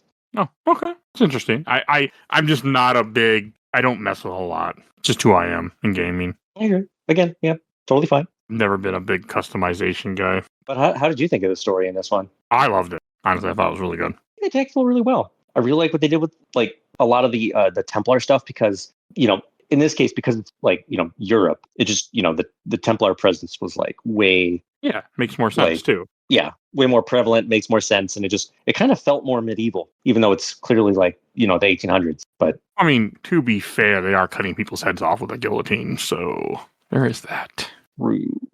They weren't hanging people, which is just an everything thing. No, they had to. I mean, yeah, there's no hanging, just the guillotine. But another thing I want to ask you before we wrap this up: what did you think of the modern day stuff in here? Good question. Actually, I was. Oh my god, I'm blanking on what the modern day stuff was like. It's not a lot. It's you playing a video game, and then Rebecca, who I did not realize was Rebecca until the recording, and the guys told me that's Rebecca, and Sean, who I recognize his voice because neither of them have those names in here, are talking to you, and they're trying to find a sage or something that ends nowhere. But yes. Hey, okay. Well, considering I barely remember it, I don't think I like it. There's not a whole lot of it. You don't play as anything. You just see little cutscenes in between some of the sections. Wow, that's... man, they really did us dirty. I love the modern day stuff, but the modern day has continued a lot in the comics, actually.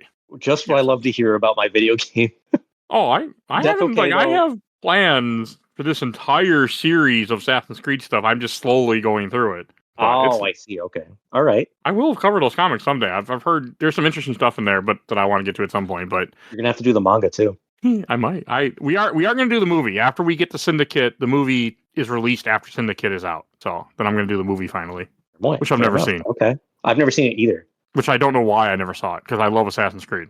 Well, I'm assuming because we all saw the reviews that was like, it's mid, if that. And we're just like, I don't want to spend money on it. I don't think it's ever popped up in streaming for me either, like randomly, like, oh, Netflix, here, check this out. I don't think I've ever seen it like that. Yeah, which is nuts. And I don't know what that means. Means someone didn't want to pay the license or someone didn't want to sell it.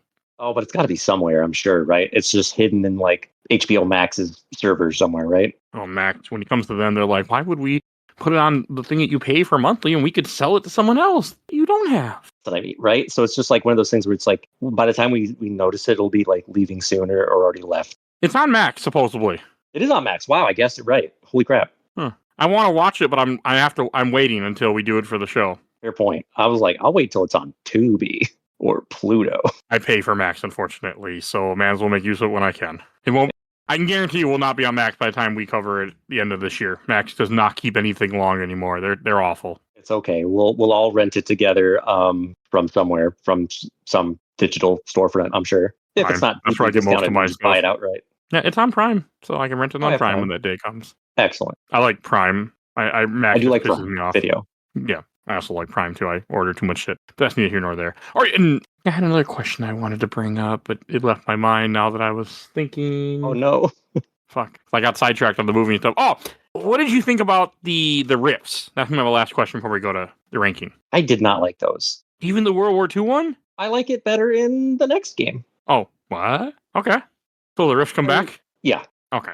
I mean, I got very excited. I do like the one. There was the one set piece, right, where like you're seeing like the Statue of Liberty, I think, being built. Mm-hmm. And that there's one, the Statue of Liberty, one. And then there's the Eiffel Tower. What year in 1944? Yeah, but that was just like all I remember from that is just climbing the tower. There's planes shooting at you, and it's Nazi. It's Nazis. Yeah, that's true. I have a thing for World War II history, so when I did that, my jaw dropped. But that's a me thing. Fair enough. But yeah, I like the Statue of Liberty one because I was just like, for a brief moment, you're running on trolley tracks and stuff, and I'm just like, I'm a sucker. I'm a train guy. Oh, okay, that was cool. So maybe we're just two autists on two different wavelengths on what our interests were. Oh no, I thought it was a nice touch. Either way, like both of them were. I never did any of the optional riffs to go back. I'm like, I'll do the story shit, and then I'm moving on with the game. It's almost like, man, I would rather just do more of those than any of the quote unquote modern day stuff that they have because it wasn't there. And it was platform. I mean, it was the old platforming. Like you had like your like puzzle platforming, which this game doesn't really have otherwise. So there's no dungeons to explore to go get parts of armor for NCO or anything like that. Fucking love Brotherhood, damn. Yeah. I did perfect the series there. They're still chasing that high, hence a lot of the stuff they put in this game. All right, and then we should go to your shelf stacker box, and where would you rate this game? For this one, yes, I'm gonna say probably the stack.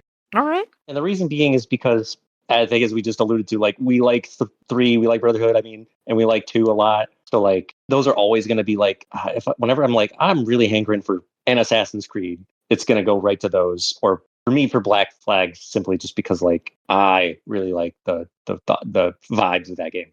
No, that's fair. But this one's pretty good. Like I'm not gonna like shove it. Like I'm not gonna stick my nose up at it. It's just not gonna be my go-to. So I think the stack's pretty good for it for what I'm like specifically like. I really want to like take in the vibes more of specifically Paris again. Yeah. And if you ever want to do another Paris open world game, play the Saboteur. If you never played that, fucking amazing game. Oh, is that on Marketplace, like on Steam or anywhere? It's on Steam. Okay, I'm gonna get that because I've heard good things and never did buy it. I played it last year for this podcast. It's $4.99 on Steam, not on sale. Oh, okay, yeah, I have no excuse. Oh wait, no, it is on sale. No regular $10, but it's currently on sale at the time that we're recording this for 14 more hours. So yeah, still a great game. I played it a couple years ago for this podcast, and I loved it. It's 1940s France. It was made by Relic, right? Pandemic, one of the two.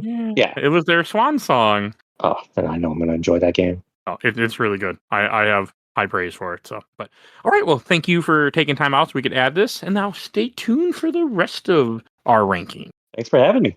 All right, we'll go to Shelf Stacker Box, and Ken, why don't you lead us in?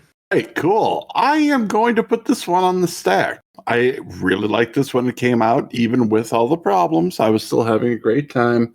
Going back to it now, though, the lack of secondary transportation makes running through a very crowded Paris feel like an absolute slog. Like it was bumming me out, and I still like the game, but I can't put this one on the shelf. It's going on the stack for me. All right, I think that's fair. Yeah.